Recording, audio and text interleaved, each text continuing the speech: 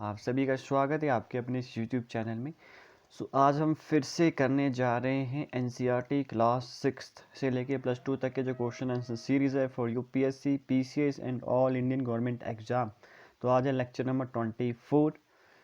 तो इन वीडियो के बनाने के पीछे मेरा मकसद क्या है, कंटेंट कहाँ से मैंने लिया, ये एनसीईआरटी बेस्ड टोटली कंटेंट है। Book by book, class by class, book by book, page by page, line by line, जहाँ से भी क्वेश्चन बन सकते हैं। ठीक है, सारे क्वेश्चन रेलिवेंट है, आपको कभी भी कहीं भी ये क्वेश्चन मिल सकते हैं देखने के लिए। ठीक है, तो 110% आपको रिलाय रहना है इन क्वेश्चन के ऊपर और बिल्कुल भी डाउन नहीं करना है। तो चलिए, अगर वीडियो इन्फॉर्मेटिव लगे यार चैनल को सब्सक्राइब कर देना और ये वीडियो ना गांव-गांव तक पहुंचनी चाहिए, क्योंकि जो वीकर सेक्शन के लोग हैं उन तक सही कंटेंट नहीं पहुंच पाता, इसीलिए वो ज़िंदगी में सक्सेस नहीं हो पाते। ठीक है तो चलिए शुरू करते हैं आज का सेशन। तो आज का टॉपिक है राम सिंह। क्वेश्चन नंबर 1802 है कि नवधारी की स्थापना ने किसकी स्थापना की थी। नवधारी की स्थापना किसने की थी, ये है। इसका उत्तर है राम सिंह ने की थी। किसकी स्थापना, नवधारी की स्थापना किसने की थी, राम सिंह ने। अगला प्रश्न है राम सिंह के क्या विचार, सामाजिक विचार थे। उत्तर, जाति प्रथा का विरोध किया था, एकता समानता भाईचारे को बढ़ावा दिया था उन्होंने। राम सिंह के सामाजिक विचार क्या थे, सोशल विचार क्या था, जाति प्रथा का विरोध किया था, एकता के को बढ़ावा दिया था, समानता को बढ़ावा दिया था, भाईचारे को बढ़ावा दिया था इन्होंने। अगला प्रश्न 1863 में क्या हुआ था। इसका उत्तर 1863 में पहला कुक्का पंथ अंतर जातीय विवाह हुआ था। तो 1863 में क्या हुआ था, पहला फर्स्ट कुक्का पंथ अंतरजातीय विवाह हुआ था। अगला प्रश्न है राम सिंह के समय कौन से वैवाहिक विचार विख्यात थे। उत्तर, दहेज विरोध, दहेज विरोधी वो थे। 1 रुपये व 4 आने विवाह संपन्न होता था, 1 रुपये और 4 आने में विवाह संपन्न होता था। तो राम सिंह के समय में वैवाहिक विचार कौन से थे। उत्तर है कि दहेज विरोधी थे, 1 रुपये 4 आने विवाह संपन्न होता था उसमें। अगला प्रश्न है कुक्का कौन से संप्रदाय में बंटे हुए थे। कुक्का जो 1/3 को कहते थे केशधारी, मतलब 2 संप्रदाय में बंटे हुए थे। 1/3 थे केशधारी, 2/3 थे सेनधारी। ठीक है, यहाँ पे ये स्टेटमेंट बदली जा सकती है कि 2/3 केशधारी, 1/3 सेनधारी। तो याद रखना है कि 1/3 केशधारी थे और 2/3 सेनधारी थे कुक्का संप्रदाय। अगला प्रश्न है कुक्का को संगठित करने के कारण वे क्या कहलाए। मतलब राम सिंह जो है कुक्का को संगठित करने के लिए क्या कहलाए। तो इसका उत्तर है कुक्का राम सिंह वो कहलाए। अगला प्रश्न है अंग्रेजों ने कब कुक्का आंदोलन को कुचल डाला। इसका उत्तर है 1872 में। अंग्रेजों ने कुक्का को आंदोलन को कब कुचल डाला, 1872 में। अगला प्रश्न है किसको व अन्य नेता को तोप से बांधकर उड़ा दिया गया। इसका उत्तर है हीरा सिंह कुक्का। किसको व उनके जो साथी अन्य नेता थे उनको तोप से बांधकर उड़ा दिया गया। इसका उत्तर है हीरा सिंह कुक्का। अगला प्रश्न है कुक्का पंथ द्वारा किसके द्वारा किए जाने वाले गोवध का विरोध किया गया। इसका उत्तर है मुसलमानों द्वारा। कुक्का पंथ द्वारा किसके द्वारा किए जाने वाले गोवध का विरोध किया गया। उत्तर, मुसलमानों द्वारा। मतलब मुसलमान जो है गोवध करते थे, इसका कुक्का पंथ के लोगों ने विरोध किया था।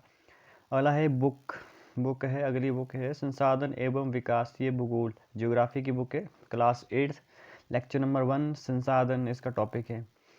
तो इसका उत्तर है संसाधन किसे कहते हैं। इसका उत्तर है प्रत्येक वस्तु जिसका उपयोग आवश्यकता को पूरा करने के लिए किया जाता है संसाधन कहते हैं।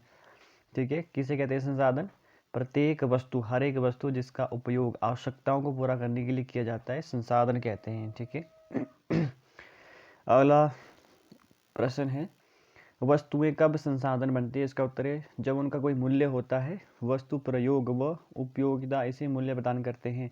सभी संसाधन मूल्यवान होते हैं। तो क्या क्वेश्चन है कि वस्तुएं कब संसाधन बनती है, जब उनका कोई मूल्य होता है, जब उनकी कोई वैल्यू होती है। वस्तु प्रयोग व उपयोगिता इसे मूल्य प्रदान करते हैं, सभी संसाधन मूल्यवान होते हैं। अगला प्रश्न है पेटेंट से आपका क्या विचार है। मतलब पेटेंट क्या है। तो इसका उत्तर है कि विचार आविष्कार पर एकमात्र व्यक्ति का अधिकार है।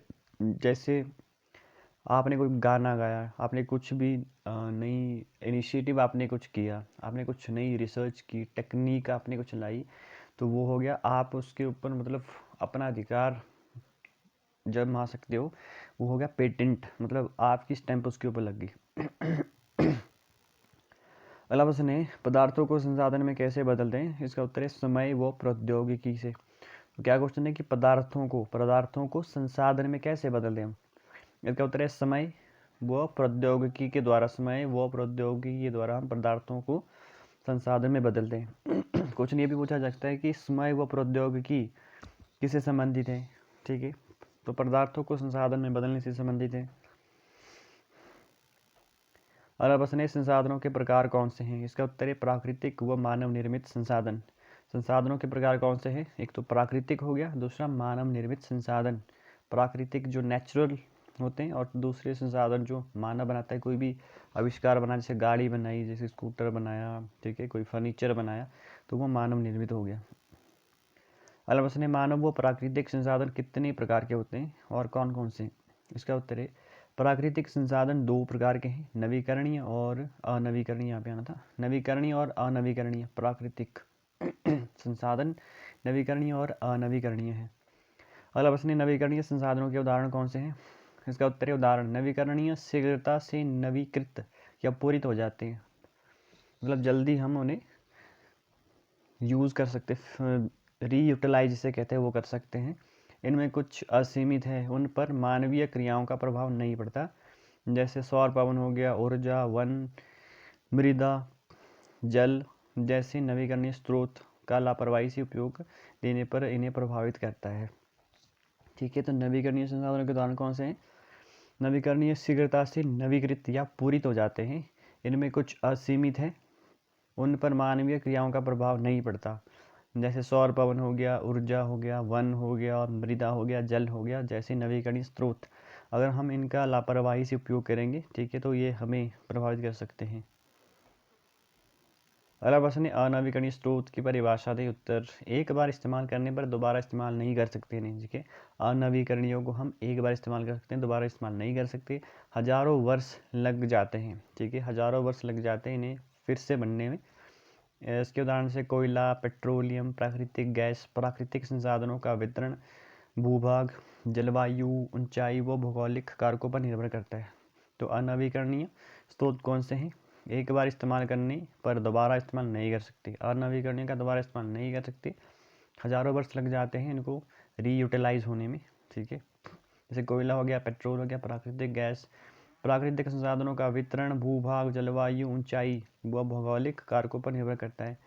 तो प्राकृतिक संसाधनों का वितरण किस पे निर्भर करता है? भूभाग के ऊपर, जलवायु के ऊपर, ऊंचाई के ऊपर, भौगोलिक कारकों के ऊपर निर्भर करता है। ये भी अलग से क्वेश्चन बन सकता है।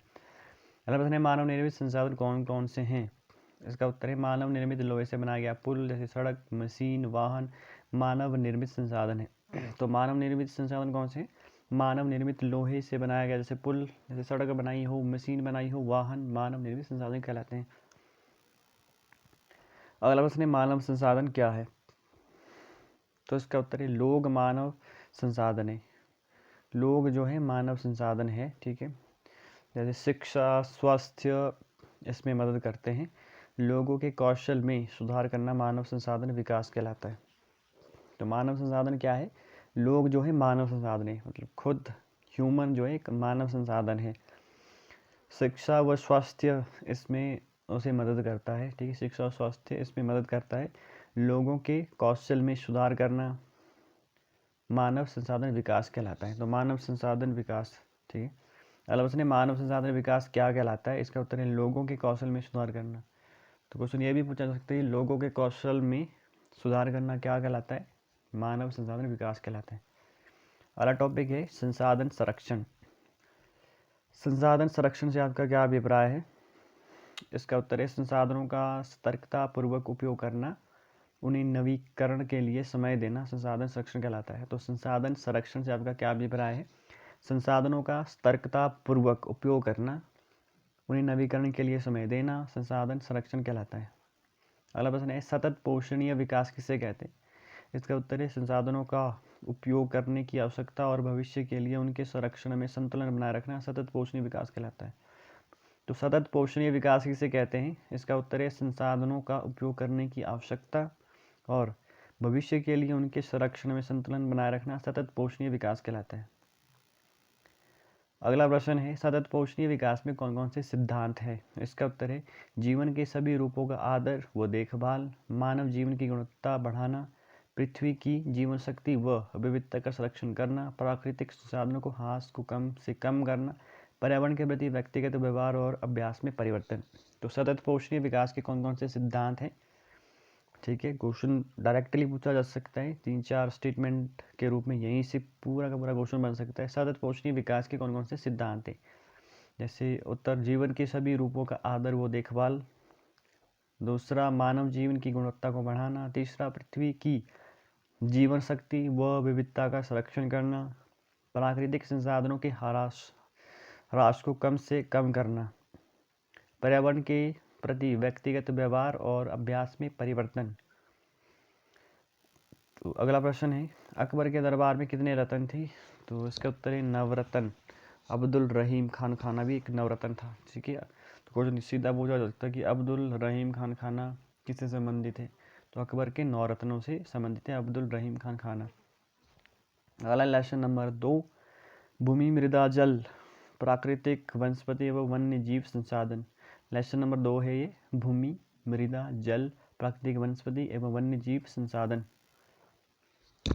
प्रश्न है, दो स्थानों के बीच भिन्नता के लिए कौन कौन से कारक जिम्मेदार होते हैं?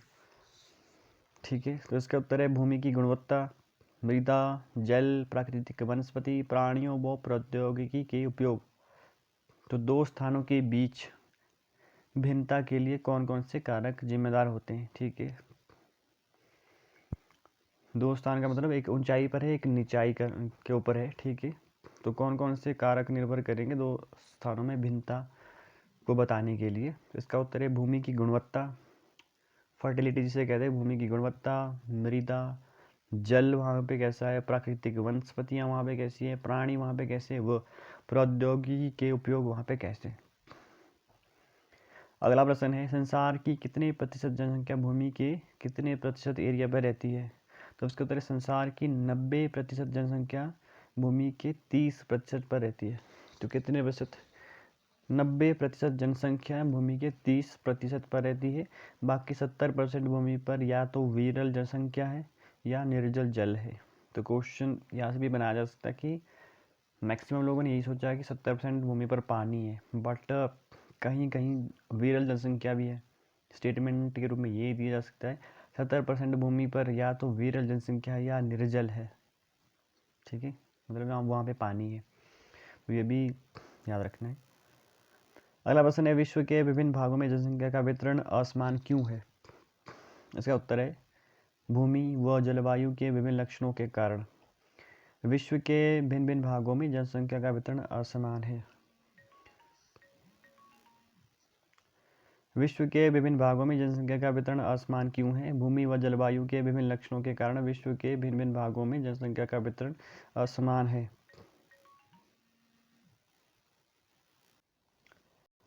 अगला प्रश्न है, भूमि का उपयोग किसके द्वारा निर्धारित होता है? इसका उत्तर है भूमि का उपयोग भौतिक कारकों द्वारा निर्धारित होता है, जैसे स्थलाकृति, मृदा जलवायु खनिज जल, मानवीय कार्य, जनसंख्या वृद्धि द्वारा।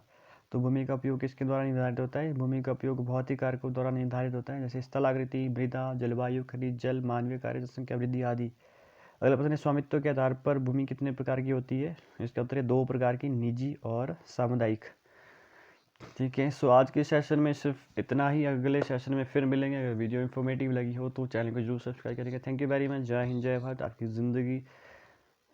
ज़िंदगी में सक्सेस आप प्राप्त करो, यही मेरी कामना ऊपर वाले से। जय श्री कृष्ण, जय हिंद जय भारत, भारत माता की जय।